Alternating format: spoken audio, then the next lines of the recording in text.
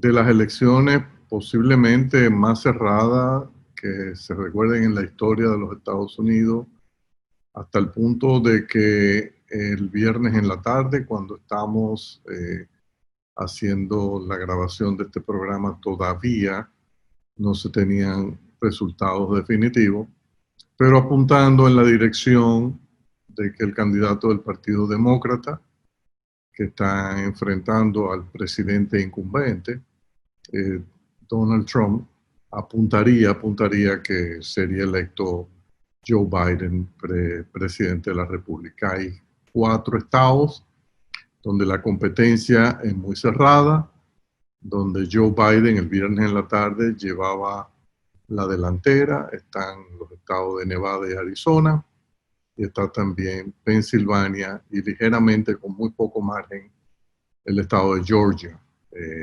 Esto implicaría que si finalmente Joe Biden logra terminar, una vez con el conteo completo de todas las boletas que fueron enviadas por correo, que fueron entregadas días antes y que no fueron contadas en el momento inicial de la votación, del día de la votación, sino que se dejan como es la legislación en algunos estados para una vez termine el conteo de las votaciones emitidas ese día. Una vez todo eso termine, entonces se termina el conteo y todo apuntaría que si él termina en esas 4 provincias, en esos 4 estados por encima de Donald Trump, que habría alcanzado un total de 306 colegios electorales contra unos 213, 214 que tiene el presidente Donald Trump. O sea, estamos en una situación donde prácticamente va a haber un cambio de partido en la presidencia y no está todavía muy claro qué va a pasar con el Senado de la República. Todo apunta a que es muy posible que el Partido Republicano logre retener la mayoría en el Senado de la República, aunque quizás con un margen más estrecho, dependiendo quizás de qué pase, si va a ser necesario o no algunos runoff en el caso del estado de Georgia. Pero en el caso de la Cámara de Representantes, el Partido Demócrata mantendría el control. O sea, existe la posibilidad de que haya cámaras divididas.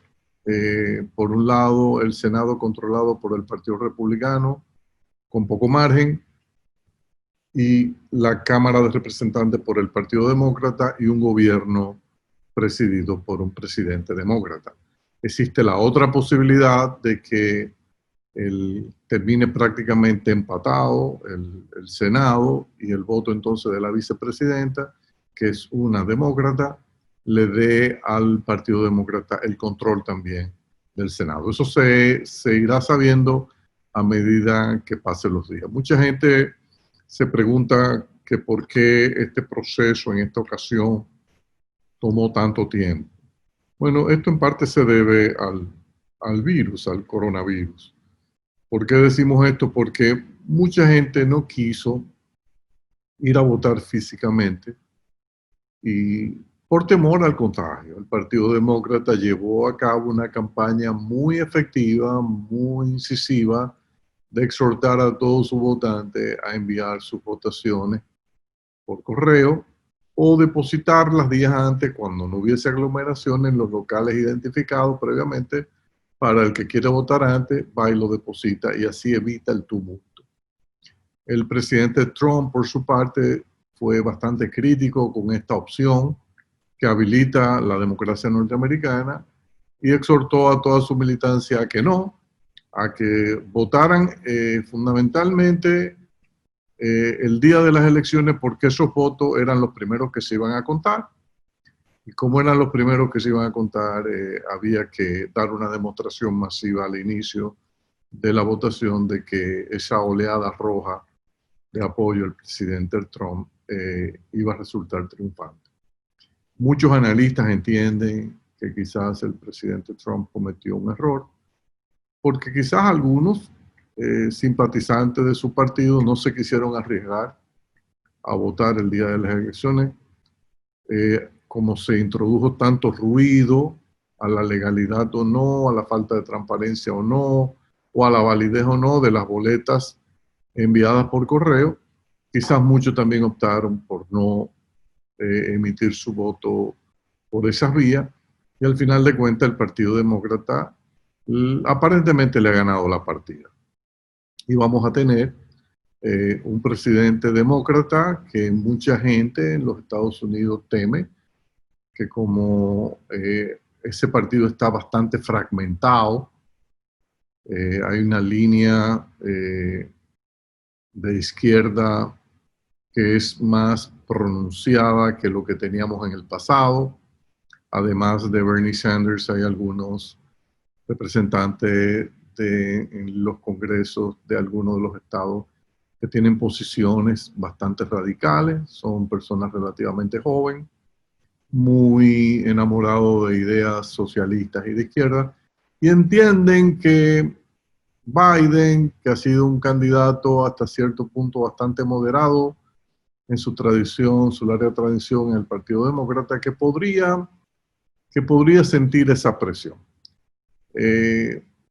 Particularmente nosotros no creemos que esas ideas, como muchos han pintado, de que Estados Unidos se encamina con el Partido Demócrata a dar un salto hacia el socialismo, eso realmente refleja un serio desconocimiento de lo que cuesta y significa montar un sistema de Estado social, o sea, de un Estado donde prácticamente pasa a controlar una gran parte de las actividades y abarrota la economía y prácticamente la tiende a paralizar.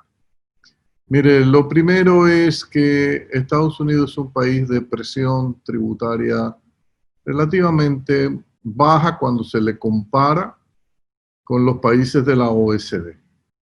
O sea, si hay un país que está totalmente inhabilitado de pensar en la estructuración de un Estado social, de un estado del bienestar amplio como lo conocemos en los países nórdicos de Noruega, Suecia, Dinamarca, en los Estados Unidos. Pero incluso no puede llegar ni tan lejos como ha llegado España o Italia o Francia.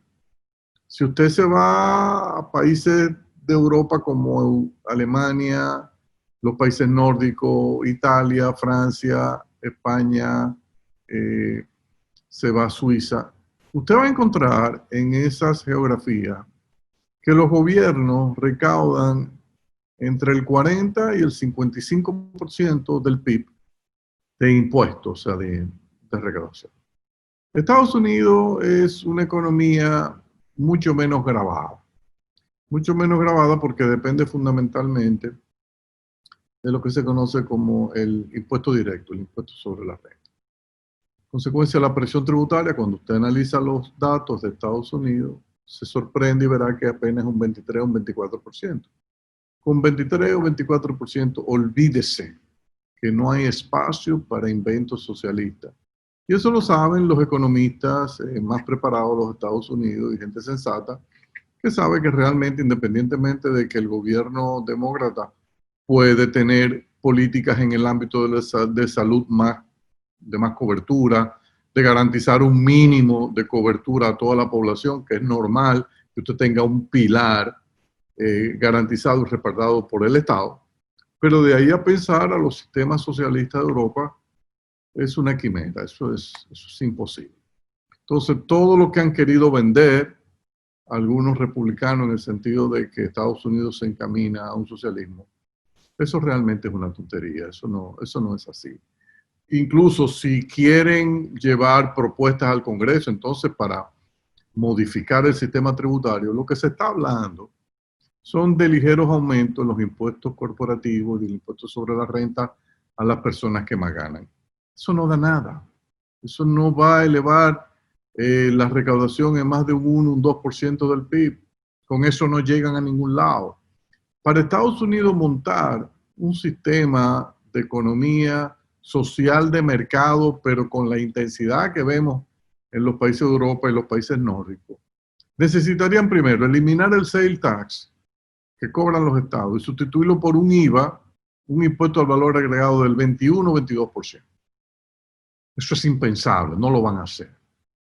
Segundo, tendría que ponerle un impuesto a la gasolina, como lo tiene Europa, de 5 o 6 dólares el galón. Eso tampoco lo van a hacer.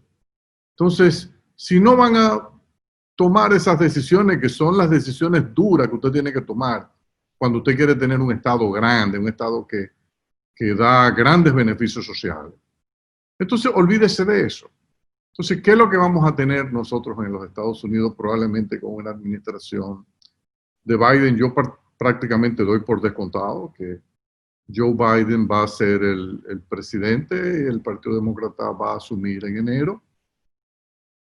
Yo pienso que lo que vamos a tener es la restauración de una política global de parte de Estados Unidos mucho más friendly, mucho más amigable y mucho menos aislacionista que la que ejecutó el presidente Donald Trump. Recordemos que Trump sacó a Estados Unidos del Acuerdo de París, sacó a Estados Unidos del acuerdo con Irán, cerró todas las posibilidades a la expansión de los acuerdos de libre comercio, incluyendo el famoso TPP, el Trans-Pacific Agreement, lo sacó, lo echó por el suelo, pisoteó hasta cierto punto algo que ha sido una de las instituciones que más beneficio le ha generado al comercio mundial, que es la OMC.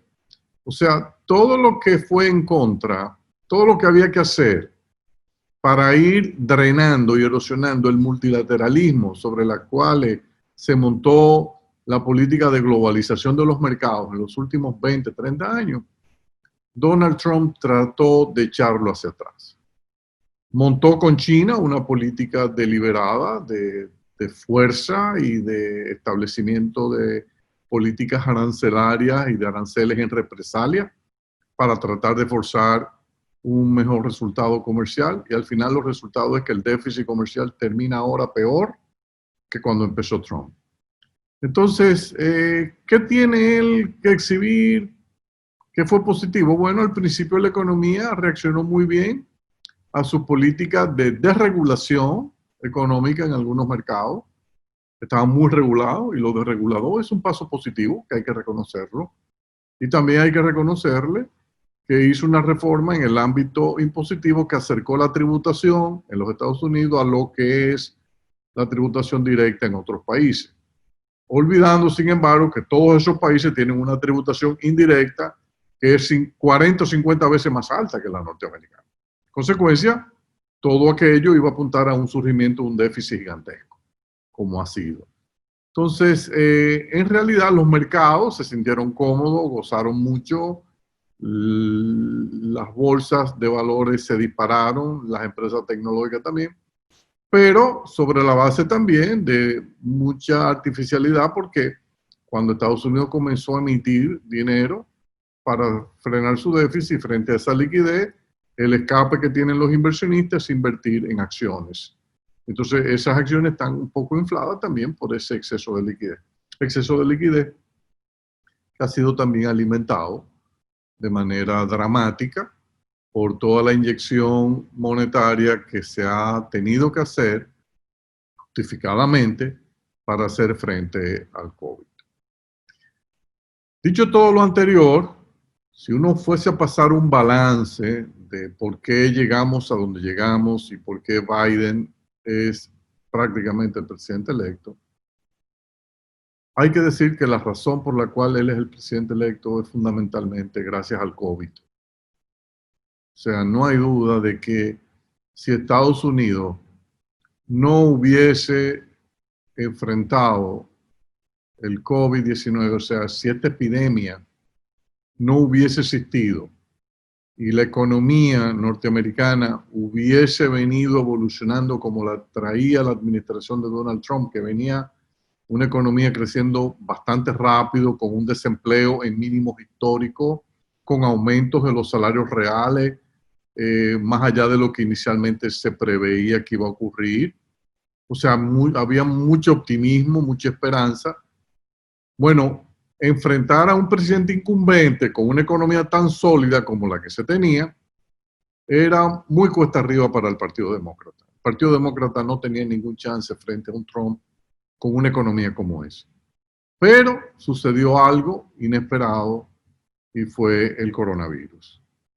El coronavirus logró poner a conocimiento de la opinión pública en los Estados Unidos las mayores deficiencias de la administración del presidente Trump, comenzando con él.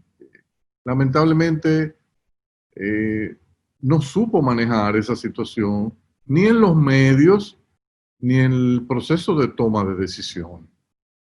Estados Unidos desde hacía años se venía diciendo que no estaba preparado para enfrentar una pandemia. Todos recordamos a los presidentes anteriores como Obama, que decía, no estamos listos para hacer frente a una pandemia, tenemos que acelerar el paso, tenemos que ir preparándonos porque eventualmente esto puede surgir. El mismo Biden había dicho en ocasiones pasadas que no estaban preparados. Y efectivamente, eso fue lo que demostró la administración de Donald Trump. Estados Unidos ha sido el país del mundo posiblemente más golpeado por la pandemia en términos de cantidad de fallecimientos a causa de este virus. El choque continuo del presidente con la ciencia, o sea, catalogando las posiciones científicas como posiciones imbéciles y que él era que tenía control de la situación y que una semana sí, una semana no decía que ya la solución estaba al doblar de la esquina, pero obviamente a medida que fueron pasando los días, la gente se dio cuenta que no era una esquina, sino que era un círculo completo. Y usted creía que era la esquina que estaba doblando, pero usted seguía en lo mismo, no había ninguna solución, él seguía atrapado en el virus. Entonces, no hay duda de que eso le costó mucho a la administración del presidente Trump. Aparte de eso, le provocó un colapso macroeconómico, le generó un disparo del desempleo, las empresas tuvieron que cerrar, entonces todo ese albur de una economía que venía muy vibrante, cuando la gente se va a la calle y empieza a vivir de unas asignaciones y de unos cheques que le está mandando el gobierno, hay mucha incertidumbre. Entonces, la gente se dio cuenta que obviamente la administración Trump no tenía las condiciones que se necesitan para manejar con credibilidad y con confianza el impacto de ese virus y poderlo controlar y frenarlo. Su crítica continua incluso a sus principales asesores en materia de pandemia, personas como Anthony Fauci, que eran totalmente considerados como lumbreras en ese país con una larga tradición, y él prácticamente se burlaba de ellos. No hay duda de que todo eso lo usó el Partido Demócrata para decir, miren, señores, esta persona no está en condición de manejar una crisis como esta. Y ese discurso fue prendiendo. Y yo particularmente soy de lo que creo que Biden ha llegado a la presidencia gracias al COVID. Si el COVID no hubiese ocurrido, hubiésemos tenido a Donald Trump por posiblemente 4 años más.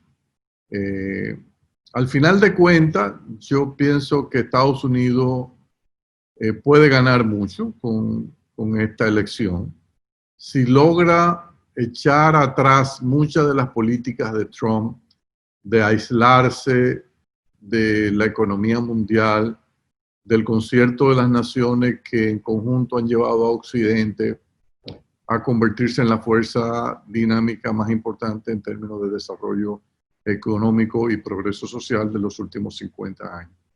El multilateralismo no es algo que debemos echar por la borda, todo lo contrario. Ahí están las instituciones donde nos podemos sentar todos a discutir y llegar a acuerdos razonables que nos beneficien a todos. Que a China hay que sentarlo y obligarlo a que ejecute políticas de respeto en el comercio y de la inversión como prevalecen en Occidente. Sí, pero eso se puede hacer a nivel de la OMC. Usted no tiene que adoptar políticas directas o en consecuencia políticas de represalia para corregir eso, porque al final de cuentas eso es lo que hace provocar pérdidas tanto a los habitantes de China como a los habitantes de los Estados Unidos. Trump se pasó años diciendo que cuando él le ponía aranceles a los chinos, a las exportaciones chinas, China era que salía perdiendo. No, señor. Quienes terminan pagando el precio más caro son los norteamericanos. Y si no lo terminaron pagando más caro es porque algún juego de moneda se produjo, pero al final de cuentas usted distorsionó y afectó su economía. Consecuencia, en esto del libre comercio no hay mucho que inventar. Usted lo que tiene que tener reglas iguales para todo y eso se puede conseguir si las partes se sientan y logran formar bloques a nivel de la OMC para defender las posiciones sensatas que garanticen un comercio más libre, justo y equitativo para todos. Pero las políticas de Trump con relación al comercio y a la inversión fueron absolutamente negativas. Y si no hubiese adoptado esas políticas, incluso la economía lo hubiese todavía rebotado mucho más, o sea, hubiese crecido mucho más. El otro tema que distanció al Partido Republicano de una gran cantidad de población relativamente joven es la posición absurda de negación que ha mantenido el presidente Trump y algunos de sus colaboradores del cambio climático. Una cuestión donde prácticamente el 95% de la ciencia tiene un consenso claro de que hay un problema de calentamiento global. Se tiene claro el curso de políticas que se tienen que adoptar, pero la administración de Trump, con él a la cabeza, hace caso omiso a eso y con eso se aleja de toda esta población de votantes. Entonces, se dedica a rentar para tratar de mantener su fortaleza en la población menos educada que tiene los Estados Unidos, que es la población que vive en esa franja central de su geografía. A los extremos, en el oeste y en el este, donde están localizadas las personas más calificadas, personas que se han educado bien, donde están la mayoría de los premios Nobel. Usted lo identifica, hay un ejercicio donde están enseñando los premios Nobel en los Estados Unidos, que tienen la mayoría.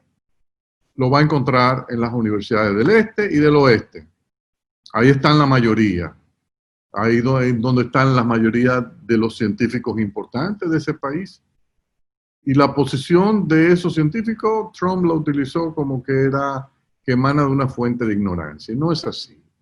No es así. Él no tiene la capacidad ni la preparación para referirse incluso a esa posición de la ciencia. Y todo eso lo fue alejando de algo que los jóvenes norteamericanos valoran.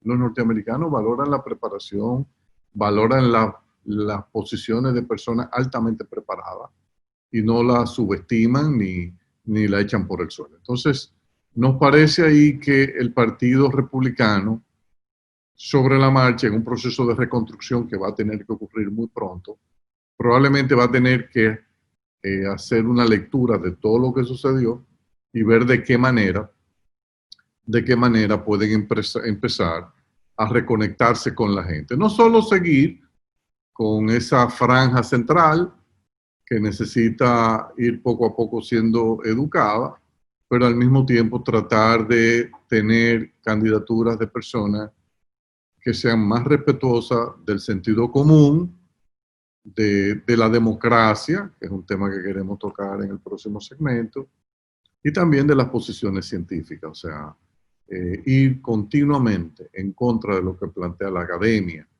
la ciencia, los expertos, la prensa, o sea, como que la prensa la asumió en todo momento que era un enemigo natural. No, no lo fomente, o sea, denle apertura, converse con ellos, respete su posición, pero sea tolerante. Estos no son tiempos para la intolerancia. Usted tiene que aprender a escuchar, independientemente de que usted mantenga su posición, pero usted tiene que escuchar la posición del contrario. Volvemos a